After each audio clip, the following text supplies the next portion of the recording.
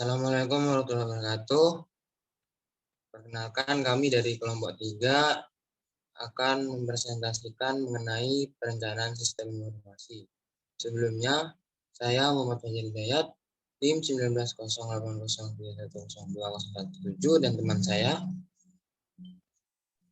Devina Israila Rusma dengan NIM 190803102018.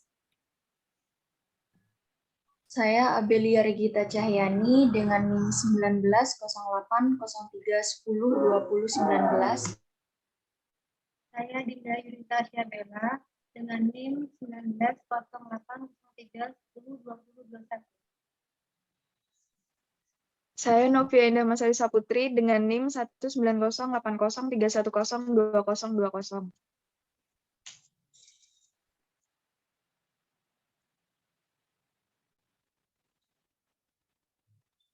selanjutnya yaitu kami akan membahas mengenai perencanaan sistem informasi.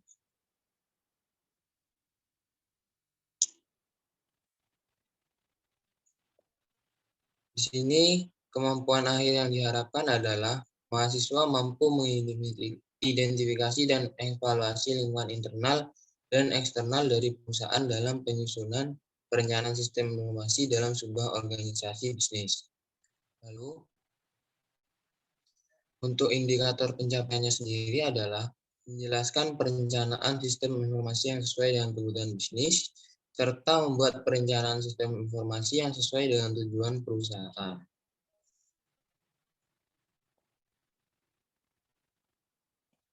Perencanaan sistem informasi sendiri memiliki beberapa bagian yang dimulai dari definisi, lalu siapa yang merencanakan sistem, tujuan tahap perencanaan, proses perencanaan sistem, analisa kelayakan sistem, dan yang terakhir adalah identifikasi kebutuhan sistem.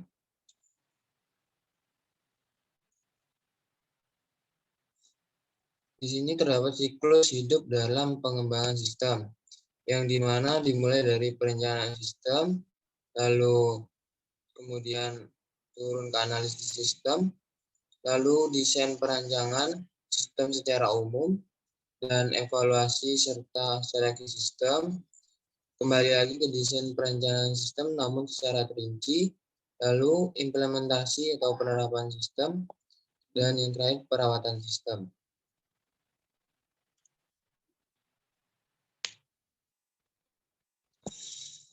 Definisi dari perencanaan sistem sendiri adalah proses membuat sebuah laporan perencanaan sistem yang menggunakan sumber sistem informasi yang berhubungan dan mendukung tujuan bisnis dan operasi organisasi.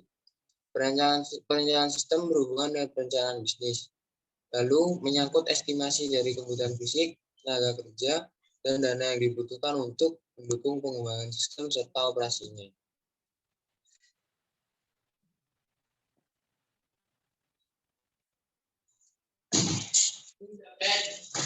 Ya, selanjutnya akan dilanjutkan dengan saya.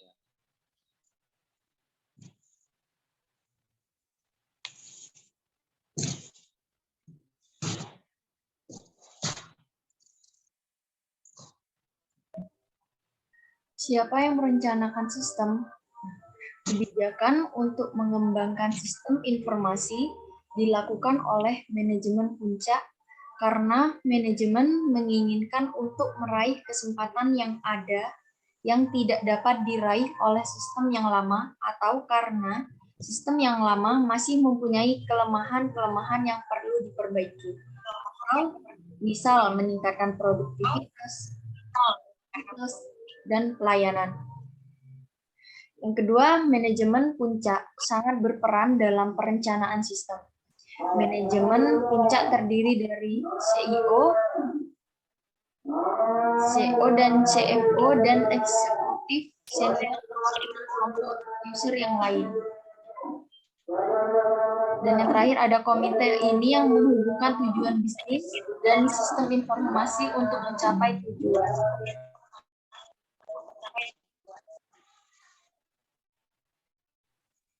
Nah, kemudian di sini ada tujuan dari tahapan perencanaan sistem. Nah, tujuan dari tahap perencanaan yaitu mengidentifikasi dan memprioritaskan. Nah, apa saja yang diidentifikasi dan prioritaskan? meliputi yang pertama sistem informasi apa yang akan dikembangkan, yang kedua sasaran yang ingin dicapai, yang ketiga jangka waktu pelaksanaan, yang keempat mempertimbangkan dana yang tersedia, dan yang terakhir ada siapa yang akan melaksanakan. Next.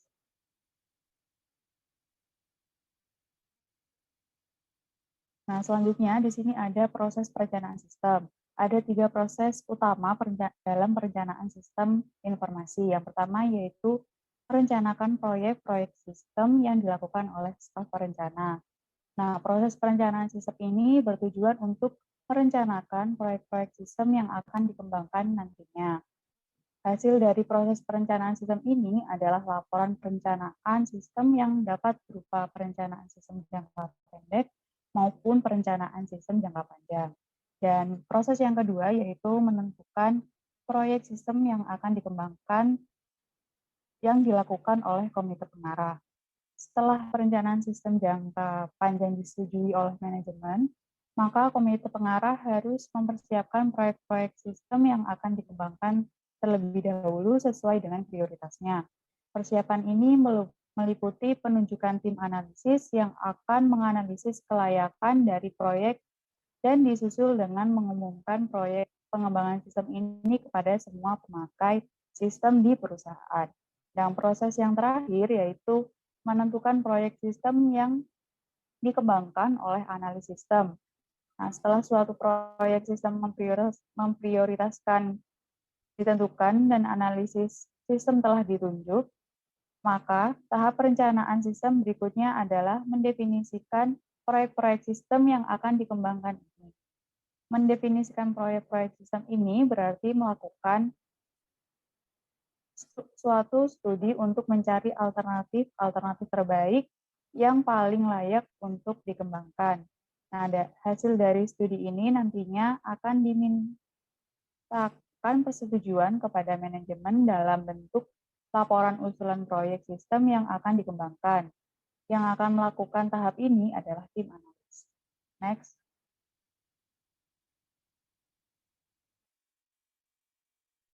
Dan di sini selanjutnya ada skema dari tahapan proses perencanaan sistem, di mana ada 3 tahapan. Yang tahapan pertama ini dilakukan oleh staff system, di mana meliputi yang pertama mengkaji tujuan perencanaan strategi dan taktik perusahaan. Di sini harus berisikan suatu rencana yang harus sesuai dengan tujuan dari perusahaan. Kemudian dilanjutkan dengan mengidentifikasi proyek sistem. Nah, karena ada berbagai proyek, maka ditentukan atau dibentuk subsistem. Dan selanjutnya ada menetapkan sasaran proyek sistem. Kemudian menetapkan kendala proyek sistem, di mana kendalanya seperti batasan dana, batasan waktu, batasan struktur organisasi yang tidak boleh dirubah, dan batasan peraturan. Kemudian dilanjutkan dengan membuat laporan perencanaan sistem. Selanjutnya, yaitu meminta persetujuan manajemen. Nah, meminta persetujuan ini guna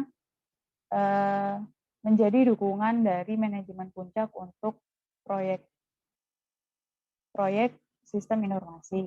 Kemudian tahap yang kedua yaitu yang dilakukan oleh pengarah komite, yaitu menunjuk tim analis, kemudian mengumumkan proyek pengembangan sistem. Nah, mengumumkan proyek ini guna semua lini dari organisasi mengetahui proyek apa yang akan dijalankan sehingga bisa mencapai tujuan dari perusahaan. Dan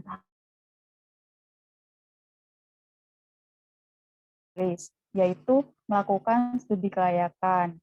Kenapa dilakukan studi kelayakan? Karena untuk menganalisis apakah proyek sistem ini pantas atau layak untuk dilanjutkan dan dikembangkan. Kemudian ada menilai kelayakan proyek sistem, kemudian membuat usulan proyek sistem, di mana usulan proyek sistem ini berisikan alternatif-alternatif dari masalah yang ada. Dan yang terakhir adalah meminta persetujuan manajemen.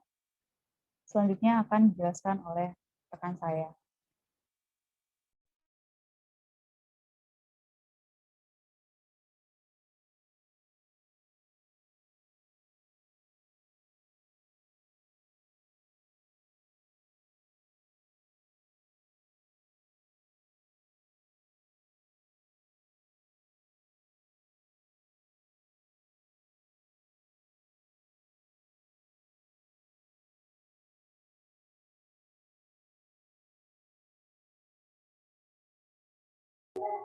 Tahapan pertama, menetapkan. Di sini ada tujuan, strategi, taktik perusahaan. Nah, organisasi bisnis bertujuan mendapatkan laba. Maka perencanaan sistem harus mendukung untuk meningkatkan laba. Berbeda dengan organisasi sosial untuk mencapai tujuan. Nah, perusahaan merencanakan strategi dan taktik. Selanjutnya ada identifikasi proyek. Ada sistem informasi pengendalian dan pemasaran. Yang kedua ada sistem informasi distribusi. Dan yang ketiga ada sistem informasi produksi.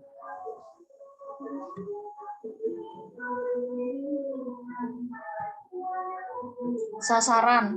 Apa yang ingin dicapai oleh masing proyek sistem.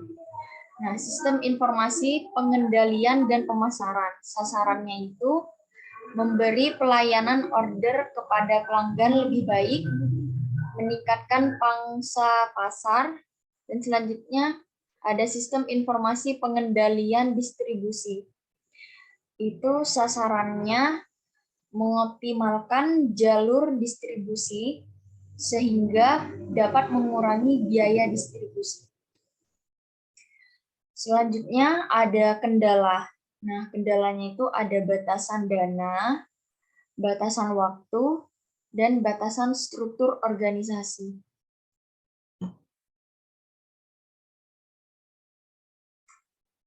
Menentukan prioritas proyek sistem. Ada alasan menentukan prioritas. Itu alasannya kebutuhan mendesak, penghematan biaya. Selanjutnya ada membuat laporan perencanaan sistem. Dan yang terakhir ada meminta persetujuan manajemen.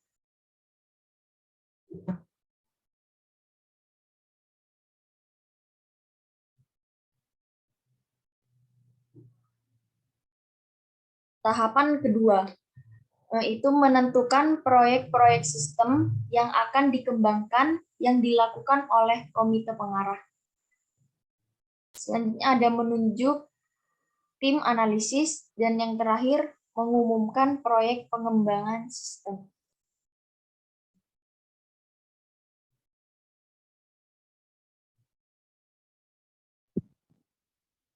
Tahapan ketiga, melakukan studi kelayakan, yaitu gunanya untuk menentukan kemungkinan apakah pengembangan siap dilaksanakan atau dihentikan.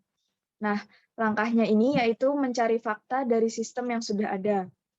Untuk teknik pengumpulan datanya, bisa dari wawancara, observasi, kuesioner, atau sampling, melihat sebagian dari seluruh sistem.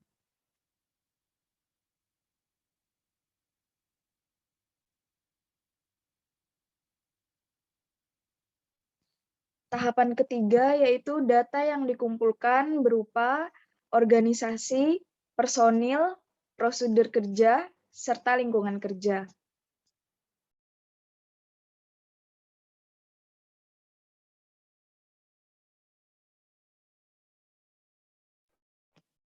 Slide selanjutnya yaitu analisa kelayakan sistem.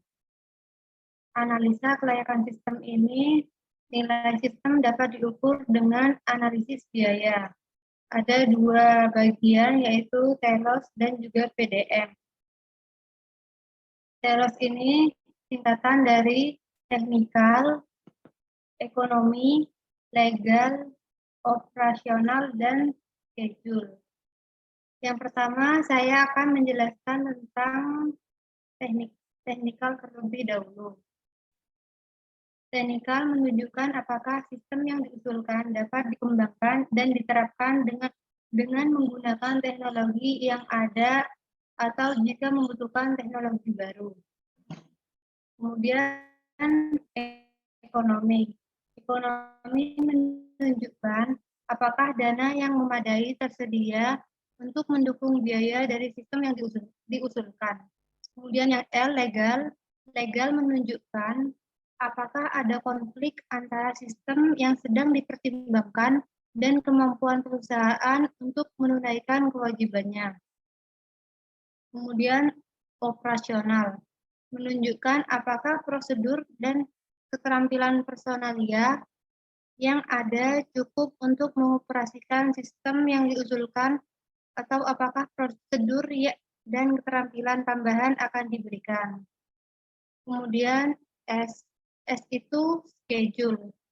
Schedule ini sistem yang diusulkan harus berlaku dalam suatu kerangka yang logis. Kemudian PDM ini singkatan dari produktivitas, diferensiasi, dan manajemen. Saya akan menjelaskan tentang produk output yang dihasilkan dari input. Tujuan untuk mengurangi atau menghapus biaya yang tidak menambah nilai diukur dengan rasio, misal total biaya tenaga kerja mingguan dibandingkan dengan jumlah unit yang dihasilkan selama seminggu atau jumlah bahan mentah yang masuk selama seminggu dibandingkan dengan jumlah barang jadi yang dihasilkan selama seminggu. Kemudian diferensiasi mengukur seberapa baik suatu perusahaan dapat menawarkan produknya atau pelayanan yang secara nyata tidak serupa dengan jenis dan sifat dari produk dan pelayanan para pesaingnya. Dicapai melalui peningkatan kualitas, keanekaragaman, penanganan khusus, dan pelayanan cepat, biaya rendah, dan sebagainya. Kemudian M itu manajemen. Menunjukkan seberapa baik sistem informasi menyediakan informasi untuk membantu para manajer dalam perencanaan, pengendalian, dan pengambilan keputusan. Next.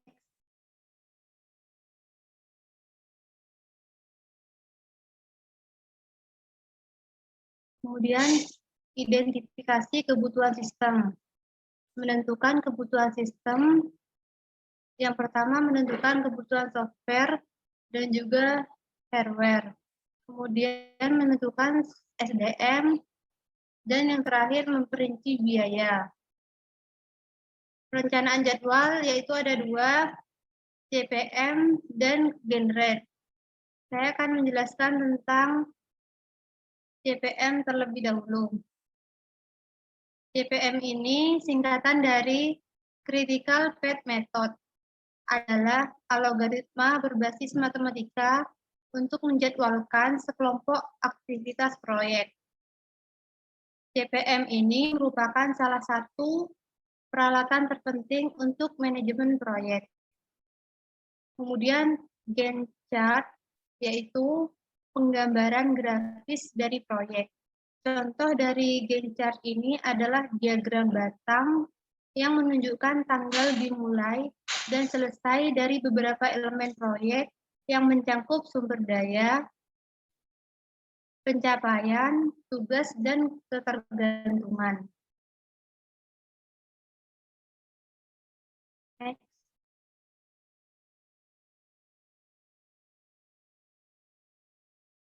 Sekian presentasi dari kelompok 3. Kurang lebihnya mohon maaf. Wassalamualaikum warahmatullahi wabarakatuh. Waalaikumsalam. Waalaikumsalam. Warahmatullahi wabarakatuh.